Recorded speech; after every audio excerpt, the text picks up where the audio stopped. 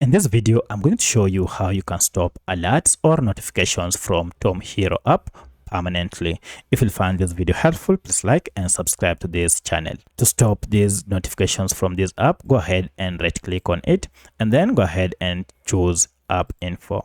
Now for this tutorial, I'm on a Redmi smartphone. However, this process should be more or less the same on any other Android smartphone. From the app info, scroll down to permissions section and look for notifications. Currently, you can see notifications are on. Go ahead and tap on it. And as you can see, all these type of notifications are on. That's why you have been receiving those notifications. To turn them off, instead of turning one by one here, just go ahead and toggle off this show notifications button. This will go ahead and mute or turn off all the other types of notifications.